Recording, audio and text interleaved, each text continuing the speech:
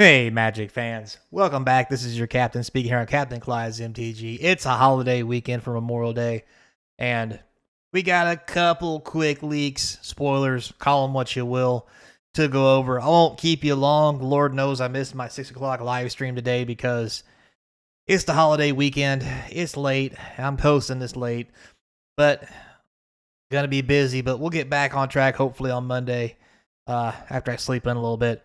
But we'll see how that goes. So don't forget, comment, like, subscribe. Once we get to 1,000 subscribers, it's time to give away some Magic cards or product or something thereof. So don't forget to subscribe up. It's free. There's memberships. There's links in the description to buy cards, to support the channel, all kinds of different ways you can help out a brother.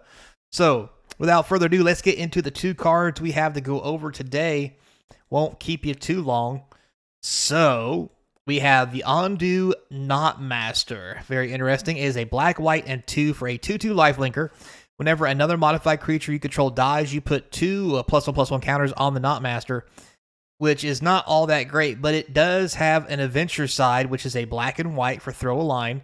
You distribute 2 +1/+1 counters among 1 or 2 target creatures. So for a black and a white, you can prep playing him by putting a +1/+1 counter on 2 creatures. And then when you play him for 4 mana for a 2/2, you can let one of them die. He becomes a 4/4. If the other one dies, he becomes a 6/6.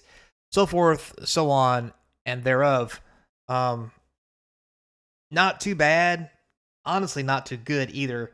Probably a limited player at best because this just seems okay for limited. I mean, technically it's a 2-drop and a 4-drop. It'll be fine probably. Might be okay in draft, but even that might be pushing it. Probably sealed might be the best place for this. And other than that, well, I mean, it is an adventure for those people who like to make commander adventure decks. Always use a couple more cards sliding that bad boy, just saying. So, there you have it. So, nothing real exciting here. And then the other spoiler we got today was this card, the Ripples of Undeath. We've seen it before be spoiled, but it's very interesting. I think we need to visit it again. So it's a black and 1 enchantment. At the beginning of your pre-combat main phase, you get to mill 3 cards. Then you may pay 1 colorless and 3 life. If you do, put a card from among those cards into your hand. So what's interesting about this is a real good way to kind of fix a lot of decks. For one, let's go the easy route, Dredge. Yes, Dredge normally works on, drawing cards and then dredging things from your graveyard back. Pick up a card with Dredge and mill a bunch of cards in your graveyard.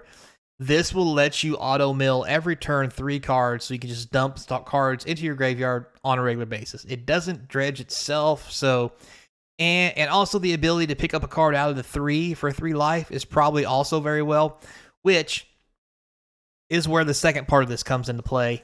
As an enchantment for black and 1, the ability to just mill yourself just because you want to is amazing for 2 mana. And there's lots of reasons for that. Easy reason, Reanimator. If you're playing a Reanimator style deck, you can lay this on 2, and instead of having some kind of weird way to put things into your graveyards or XYZ, whatever, you may eventually just mill those things into your graveyard. And if you mill your Reanimator spell, you just pay 1 colorless and 3 life, and you put the Reanimator spell in your hand and leave the creature in the graveyard. Like, it's not going to get much better than that.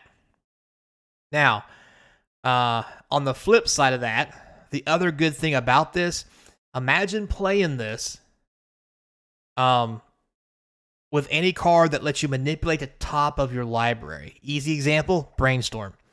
You can Brainstorm, draw 3 cards, put 2 back, and then pre-combat main phase, when this triggers, you get to mill the top 3 off, so you get a fresh draw, so you can get rid of a lot of trash cards.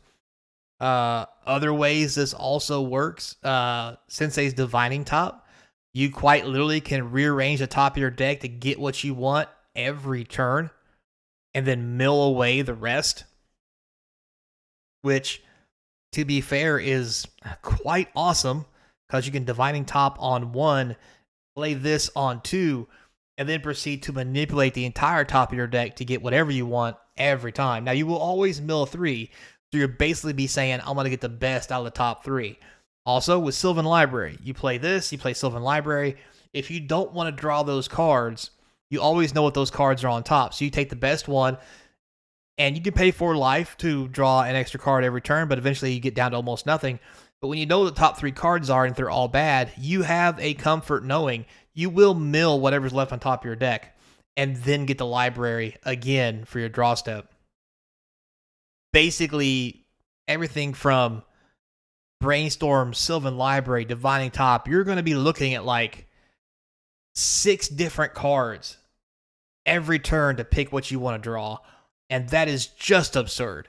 Not to mention any kind of other weird mill, reanimator, dredge thing that might try to fit this in. I think this is very promising. I think it's going to be great for Commander. I mean, you have a 100-card deck, right? And more often than not, most of those decks have a way to shuffle library or graveyards back into libraries. So what do you care if you mill 3 cards?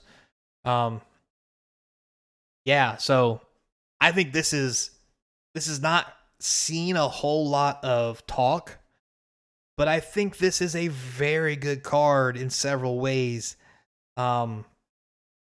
That really will probably get abused in some way, shape, or form. But now with that said, I think the only thing that might hold this back a little bit is the new Necropotence they put out. What is that called? I put it in the comment section. We already went over it twice. But the new Necropotence, which is 3 black, is clearly better than this because you're going to draw the cards, yada, yada, yada, XYZ. However, there is a place for Necropotence and a place for this. Necropotence, yes, you can draw cards off the top of your deck, but you still have to draw them, you have to pay for them, so forth and so on. With this, you literally can mill trash into the graveyard and have this as a backup. If you got more than one out, you can just mill yourself into oblivion to find that one cool thing that you need. It's very interesting. Also, with it is an enchantment, so all the bargain cards that came out in Wilds of Eldraine, I think it was, like Beseech the Mirror and all that stuff. This is the enchantment you can sacrifice to it, to any of those cards to bargain them. Once you have what you're looking for, which is really cool. And also too, like if Beseech the Mirror is what you mill, spend a mana and 3 life and pick it up. I mean, right? I mean, this is basically saying for 1 mana and 3 life, draw 1 card from the top 3. Look at the top 3 cards of your deck, draw a card, put the other 2 into your graveyard. That is what this is saying. If that helps at all to tell you the severity of how good this is, once you put it into play, it's 1 mana and 3 life. Look at the top 3 cards, put 1 into your hand, put 2 into your graveyard. When you look at it like that, that just seems absurdly good. And it's not even, it's not, if it was, because right, it's black and 1 to play it and then 1 to activate it. If it was 3 mana and 3 life, it would probably not be playable. But the simple fact that you can do it over and over again is insanely good. Because once you pay a black and 1 once, after that, it's only 1 and 3 life every time afterwards. So it just gets cheaper and cheaper to keep doing it. And if you have someone to gain life, it's just going to be a powerhouse and a powerhouse draw engine till the end of time. I know it kind of feels like I'm hyping this up, and to be honest with you, it may not play that good in the older formats. But this card has some serious potential. And in the right kind of deck, especially like Commander style decks, this thing I think it's going to be a rock star. So, sorry it took so long, guys. I know I said it was going to be a quick one, but I had to get that out. I don't get a chance to talk about the cards very much. So enjoy your weekend. Appreciate you stopping by. I'll see you probably Tuesday morning with some more leaks or spoilers, whatever you want to call them. Tomato. But anyway, all that said, guys, until next time, be kind. And as always, I hope to see you across from the game table, playa.